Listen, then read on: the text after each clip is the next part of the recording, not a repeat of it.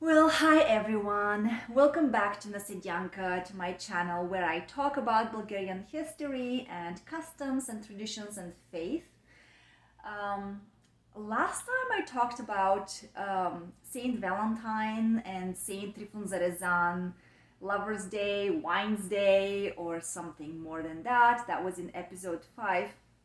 And since they covered the February main saints, but not all of the saints, I actually thought about talking a little more about our winter holidays in Bulgaria because those are exuberant and so numerous.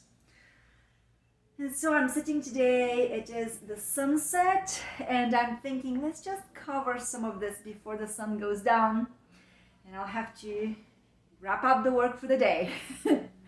um, So winter is a busy period of celebrating holidays for Bulgarians. As a matter of fact, we have a joke in Bulgaria that one needs to practically work one day in the week because you have to prepare before that work day and then you work, but after the work day you get exhausted, so we need to rest. And of course we cannot work the following day because we have to start preparing for celebrations and holidays, and then the holidays come and we are busy serving our visitors and friends and engaging in rituals and traditions. And after a holiday day, then we have to rest from the holiday because it's been so busy. And by that time, I think it's day 5, we need another day just to prepare for work. And then that's day 7 when we literally go to work, and then we have to start the cycle again. The joke is a joke, but I think there is something cool about it. So, the holidays in the month of January symbolically coincide with the beginnings of, with the New Year and the coldest winter days in Bulgaria. And this period of celebrations begins with the purifying and the blessing of waters, which for us we call it Yordanov Den, and also Boguyavlenie. So in the English translation, that translates as Theophany, Epiphany, or also Saint John the Baptist's Day. And so it ends with Atanasov Day, or this is the day when we celebrate Saint Athanasius. That also marks the midwinter and the so-called Babinden, which is more of a pagan kind of a commemoration. Dating from a longer time ago, and that's the day that celebrates midwives and grandmothers, and that way women and babies. So the joy with small children that have been born of the past year basically is associated with this third celebration. And so let's talk a little bit about the very beginning of this long extended month of celebrations. This would be Christmas, how Bulgarians celebrate Christmas. Christmas precedes all of these 3 major celebrations, holidays that I just mentioned. So Christmas is one of the biggest Christian holidays, as this day celebrates the birth of the Son of God, Jesus Christ. As an Orthodox Christian country, Bulgaria celebrates this day with many old customs and traditions. In Bulgaria, we call this day Rождество, which is, it derives its meaning from to give birth. It is the day when Christ was born. So it literally means Christ's birth. In the English language, this translates properly as the Nativity. And some parts of the country also call it Božek or Božić, or gods belonging to God. Again, like just different conjugations, different dialects referring to the same event. I'll just make a side note and I can talk about this in future times, but as you guys can see, Bulgaria is a tremendously diverse country with as many different styles of music, songs, traditions, as well as language, dialects, and diversity as there are regions in Bulgaria. Some people say that we have hundreds of different styles of recipes, of music, of traditions, and so language goes along with that. It does, there are peculiar differences from region to region with regards to what we call certain things, but we're all referring to the same thing. And so, in Bulgaria, this holiday is a continuation of the Christmas Eve, which we call Navecherie, in other words, Nativity's Eve. Families prepare an abundantly festive table, and so due to the calendar reform, which I mentioned in episode 5 and of which I shall speak in more depth in a future video to come, Bulgaria used to celebrate the Nativity on January 7th, but in modern times, this day has been moved nationally to December 25th, matching the rest of the Western world. Nonetheless, many Bulgarians continue to loyally follow the old calendar and the traditions. The holiday begins at midnight with the custom of caroling. It's attended by young men, engaged men, and recently married men. The preparation of the carolers begins as early as Ignazden, which is Saint Ignatius Day. When they learn Christmas carols, they create the nativity groups, and people determine the leader of each of those. Traditionally, the leader is married, who can stand as an example. Side note, men such as the men assume a different role in that group. They form a group, and so certain men are given the role of the bagpiper. Other men are supposed to be the chetnik singers, and chetnik actually comes from a Bulgarian word from old times, which actually means rebel, revolutionary, or leader. And the Bulgarian Chetniks indeed helped free our country when it was enslaved by other foreign forces. And again, more on this in future videos, as we'll be covering a lot and a lot in the future. But basically, a group of those carolers would consist of an old man, a grandmother. Old women are elders. They are honored very much in Bulgaria. Like I said, a guy who plays the bagpipe, that is the national instrument for our country, the Chetnik singers as well. And so each of them performs a certain task. So with festive clothes and wreaths and decorative plants or flowers or branches in their hats, on their caps basically, these carolers go from one house to another house, always starting from the house of the most honorary person, such as a priest, a mayor of the city, or a teacher. They sing carols for health, happiness, and a bountiful harvest, which would ultimately announce the birth of Christ throughout the village. The host of the house will invite those men to sit around the table, and then they'll offer house-made wine as well as homemade cookies. They'll give them money as well as home-prepared meats, flour, and other gifts. Sometimes the housewife will give, typically will give wheat, which symbolizes life, birth, growth. You can see that it's typical in Bulgaria for homeowners to produce their own food products as well as drinks by scratch, all by themselves. This is how we have been sustaining ourselves for millennia. Recall in my first episodes, I talked about our ancestors and how the first Europeans who were primarily agriculturalists and farmers, they lived in our lands. So, well, this is an example of how Bulgarians have preserved these methods by tradition to this date. And so the nativity begins actually at midnight, like on the nativity's eve, and it lasts until sunrise on the nativity or the Christmas day in some regions. Now, I'll speak about this in a little more, in a little bit of a time. The table traditionally includes ritual fresh pita bread, cheese pie, which we call banica. It's a certain bread with filo that we make. It's crunchy and it has Bulgarian white cheese. It contains pork, roast chicken, and so forth and so forth. So from that day, the consumption of meat products is already allowed. Well, so, okay.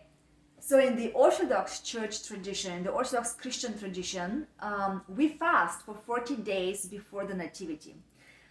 Fasting in the Orthodox tradition differs from day to day according to what our calendar is prescribing, and so it does not concentrate around food only, contrary to most modern people's belief. To fast means to observe with vigilance, and so people fast from animal products as well as from their own inappropriate pathological thoughts, negative habits and behaviors.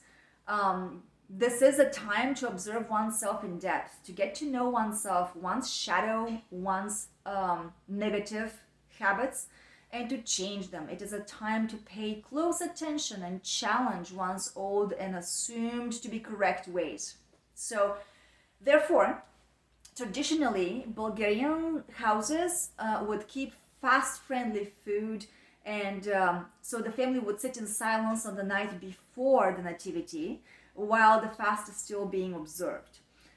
They then will go to church to celebrate Holy Liturgy, after which Christ's Nativity can be freely announced with songs and carols and celebrated throughout the village with songs and all sorts of abundant food, desserts, joy, and so forth.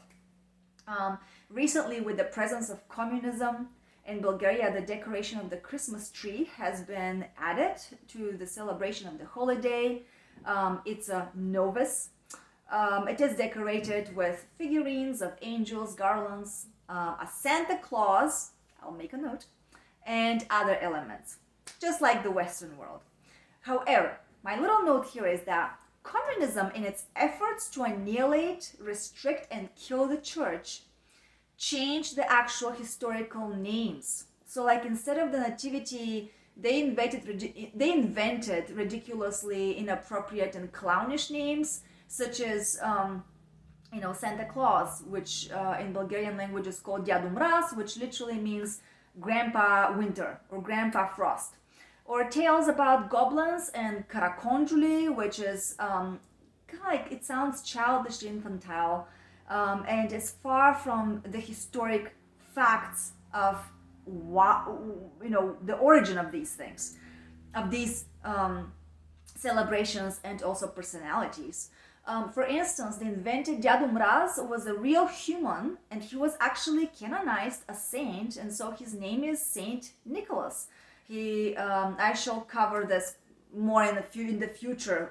We will talk about him for sure, because he is a wonderful person who emulated the example of Christ. So in Bulgaria, we celebrate names days, not only according to the Orthodox Christian saints' names, whose names are being commemorated on a particular day, but also depending on the wording of the holy days. So, like, for example, the Bulgarian word for Christmas is Koleda, and so people whose names begin with K, with K, will also or may also get to be celebrated. Also, people whose names are emulating the meaning of Koleda, so like Christo, which in Bulgarian is like a Chris, which stems from Christ, Christos, we say, they will also celebrate their names day. So like Christina, Christian, Emmanuel, Christo, Emil, and so forth and so forth. It's just a peculiarity about us.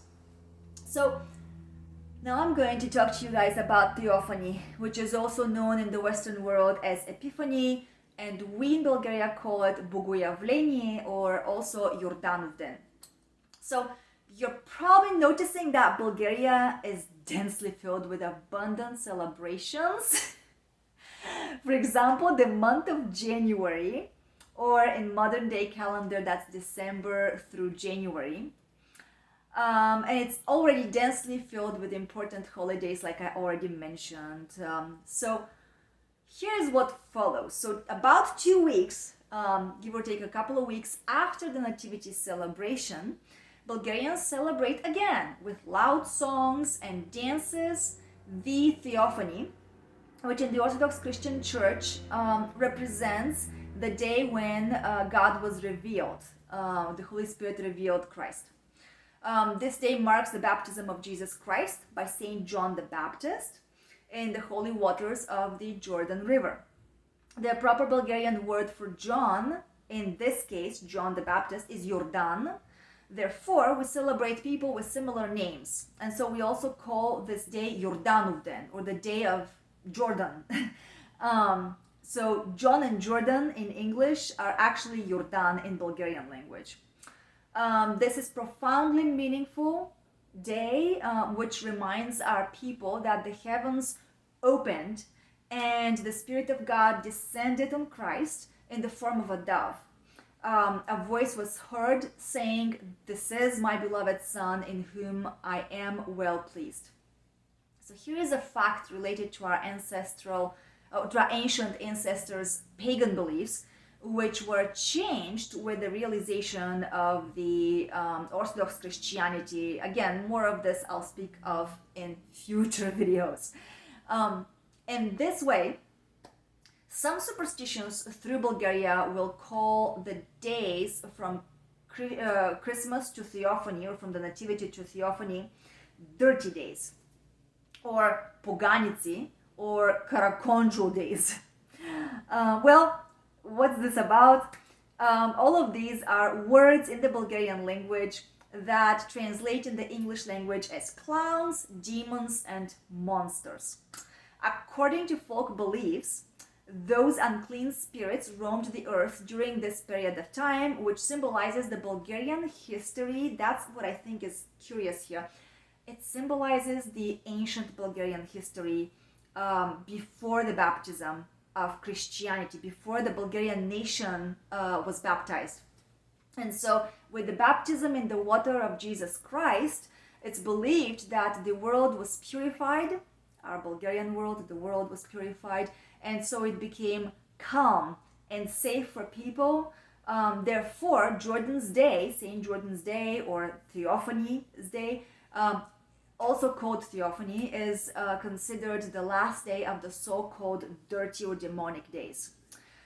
So you can see how this piece of information indeed preserves a historical period of time for Bulgaria, the transition or bridge from our ancestors, the Thracians, the first Europeans, who knew the spirit world, but they didn't know how to protect themselves from unclean spirits, all the way to the baptism of the Bulgarian nation, which brought peace, calm, cleanliness, and holistic healing, you can put it that way.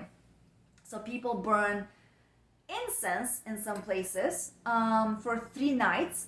And so on the eve of the holiday of the last, the last third incense dinner is celebrated. Only lean dishes are present on the table, like fresh pita, cookies, stuffed peppers, sauerkraut, leaves that are stuffed, cooked beans, walnuts, raw, basically wheat and wine, and so forth. The unburned candle from the previous 2 incense nights must also be placed, and this is not performed in every region of Bulgaria, it's just one of in certain places. The Bulgarian language is so versatile and complex that I thought I should speak about this for a little bit, because it permits for the extraordinary kind of conjugation, which is very difficult to explain to English-speaking people. But basically, this is the reason why I am attempting to give you guys as many kind of literary translations and appellations, as much as possible, so that you can grasp the idea of what I'm talking about. So this is really how we communicate in Bulgaria. There easily may be a whole bunch of words that describe one single event, and Bulgarians easily know how to discern and recognize that, like, what is being said. And so on Jordan Day, or Theophany, again, also basically the church performs a festive service, after which the priest ritually throws the cross into the waters. In my native city, Varna, he would throw the cross in the Black Sea. In some other regions, of course, that don't have the Black Sea, he will throw the cross in the rivers or the lakes. Young boys then will dive into the icy waters of February. Winter is cold, guys, in Bulgaria. in order to retrieve it. In some regions of Bulgaria, they jump right in the icy waters of the rivers, where they also end up with traditional singing the Bulgarian folk dance called horo. So they're dancing in the water, surrounded by ice and snow, bagpipes and songs. Folktales and superstitions will claim that whoever catches this cross first will be healthy and happy and lucky and all the rest throughout the whole year. And if the sick wash with the water where the cross is thrown, they will recover. So this is rather a tale than a fact. And so the Holy Orthodox Church would rather say that if a healing occurs, it is indeed God's blessing, God's grace, rather than some type of a mantra or a healing ritual. It's not like you have to perform these particular rituals and you're going to get healed. As a matter of fact, you may not perform the rituals and still get healed, or you may perform the ritual and not get healed. This is to say that the Holy Orthodox Church really shuns away from superstitions and emphasizes on reality, on real facts. So this is important, especially in the age of superstition again, where people tend to ignore the Orthodox Christian lifestyle, but then they superstitiously and even anxiously will hold on to the dry rituals such as these, while they miss the depths of meaning behind those symbols. And this is part of the modern kind of era.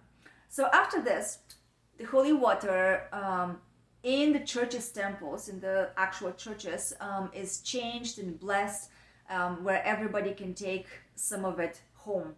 And yes, the water that's once been blessed is holy, and we call it holy water. And yes, we do use it to sip in the mornings after prayer, or also to sprinkle throughout the year. I mean, if somebody is sick, we sprinkle them with holy water. We sprinkle ourselves, and it's a blessing. It is holy water. We respect that. So on this day, Bulgarians celebrate the names day of people with the name of John, or as it goes in Bulgarian language, Yordan, and so forth. So Yordanovden, again, which is Theophany, is celebrated by all the names containing the word God or derivatives, because Theophany literally stands for the presentation of God, Boguyavlenie. This is literally, in the Bulgarian language, the day when God revealed himself. Явява is to reveal, Bog is God, so God reveals. This is the day when God reveals himself. Bulgarian names that contain the word God, like Bog, will celebrate as well. And this is just the Bulgarian tradition. So, like, for example, Bulgarians whose names are Bogdan, Bogdana, Bogolub, Buzhu, Bushidar, Buyana, Borislav, and so forth, also will celebrate a names day. And that's a peculiarity only for Bulgarians. You may not see this detail in other Eastern European countries. Complexities of the Bulgarian language and clarifying the names. I thought I should add a little bit about this here. I already mentioned. I was personally intrigued for many years to hear that Bulgarians celebrate Ivanovden, or Saint John, the very next day after Theophany, which again is Saint John the Baptist. And I was so confused. I was like, which Ivan, who am I celebrating? Until I came to learn that there is a different Saint John of Vrila, whose name we commemorate in 3 different dates, but they do not coincide with the February Saint John the Baptist. And so I was able to clarify this, and I will speak of Saint John of Vrila in the future, but for now I'll just leave it with that. So however that is, interestingly, January 7th also marks the Midsummer's Day. And so custom-wise, Bulgarians will engage in ritual bathing for health, which is associated with Saint John the Baptist Day. Again, Ioan, Yordan, Ivan, all of these names fit the English version of John.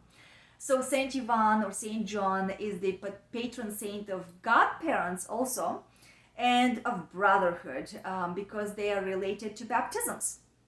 For this reason, newlyweds will visit their godparents on this day. So this is the day after Theophany, and it basically extends the celebration of Theophany.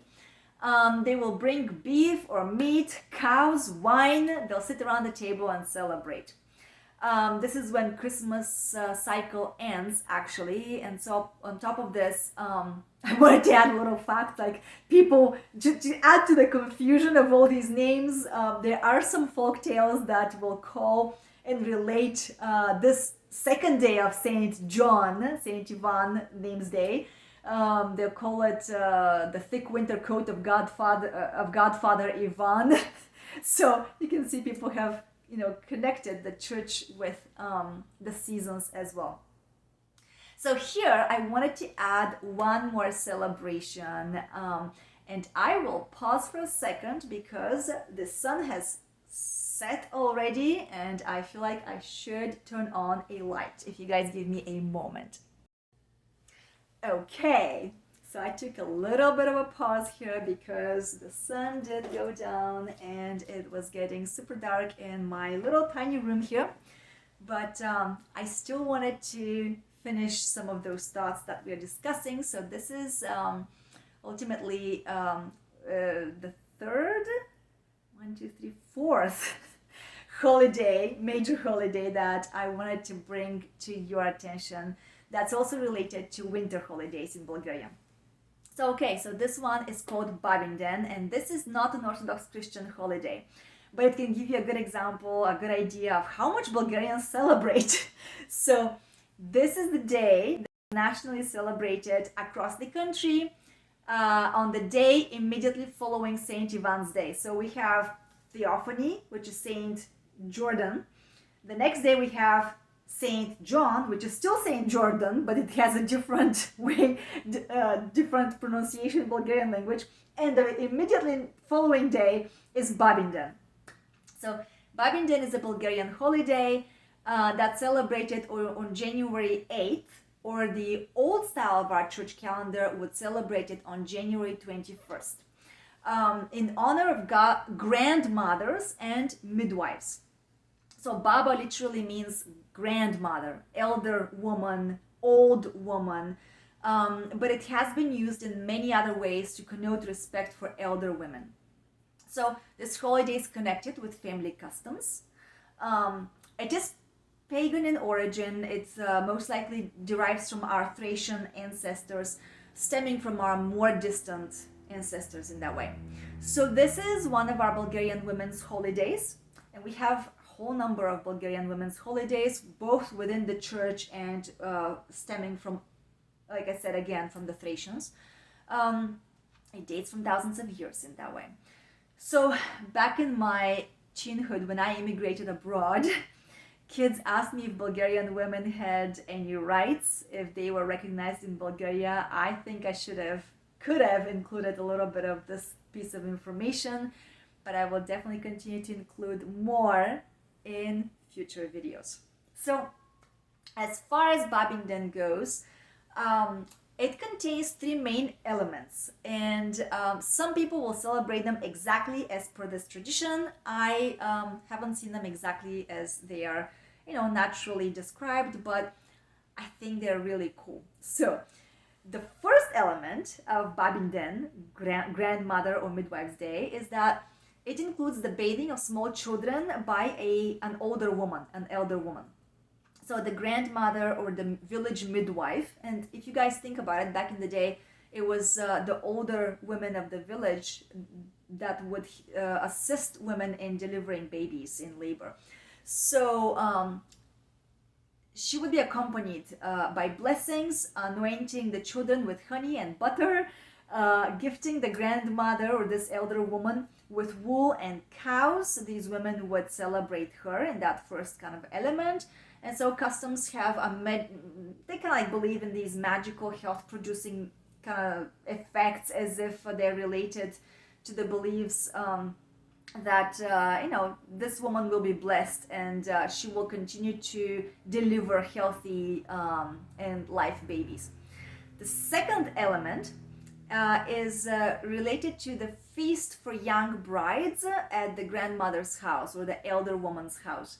All the young brides whom the grandmother has nursed, whose children she helped in labor. And in Bulgarian language we have a verb for this, babuvala, to grandmother, to midwife somebody. That means that she has assisted them in labor during the previous year.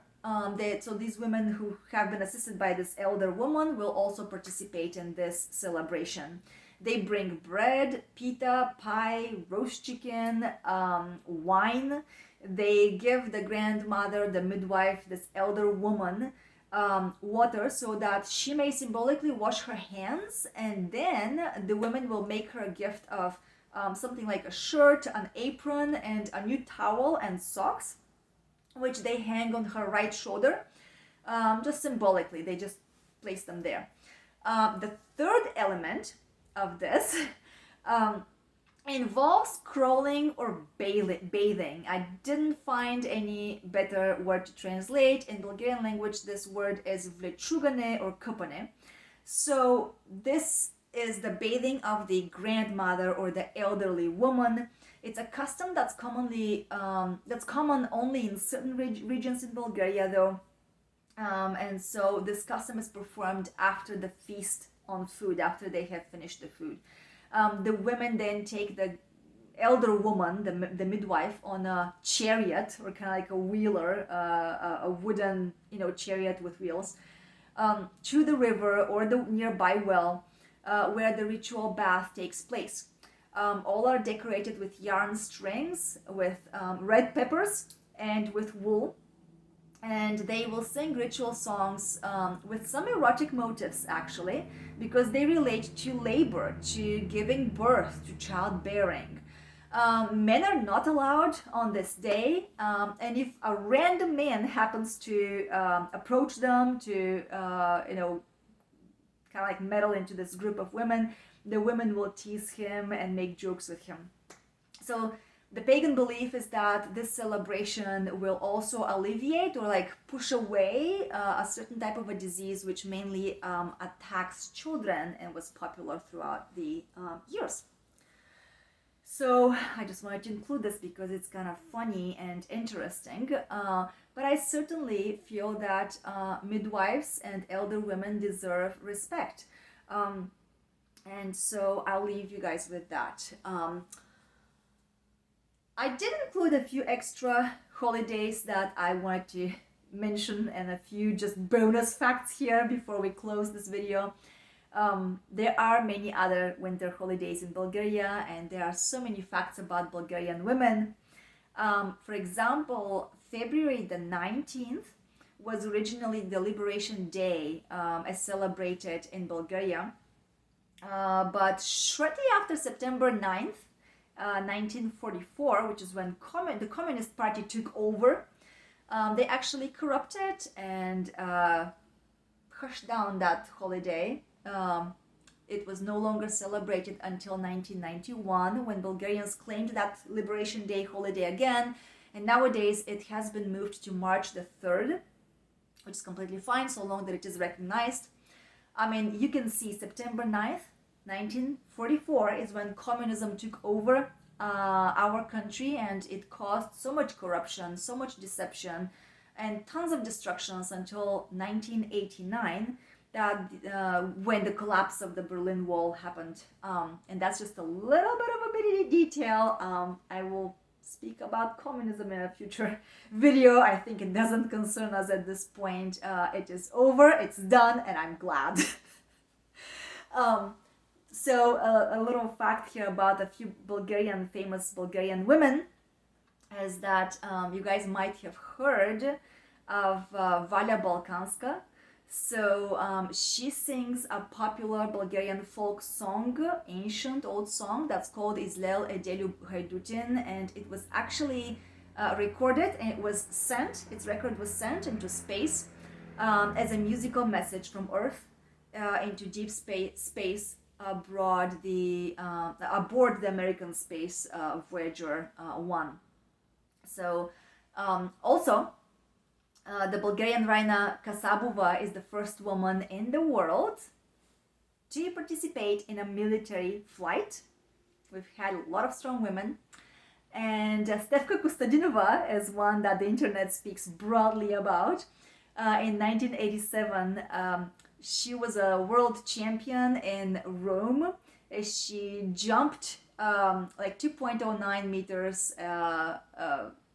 basically in gymnastics, and 33 years, or I mean, to this date, no other athlete has managed to surpass her. There are many more facts, as we've had Bulgarian women who have participated also in war and in the liberation and the preparation tactics for liberations. But stay tuned, because I will concoct more videos in the future on this theme. This was just a little bit of a curious fact in a nutshell. So thank you for joining me tonight again as well. The sun has set, and I think it is time for us to wrap up. And I have messed up my blinder for a little. Okay, trying to fix things. Thank you so much for joining. Share your comments, share your questions if you have such, and I will look forward to presenting more information. If you guys are interested in particular topics, let me know. I'll be happy to cover them as well. I hope that you have a great rest of the week, and we will follow up with a new video soon. Bye-bye.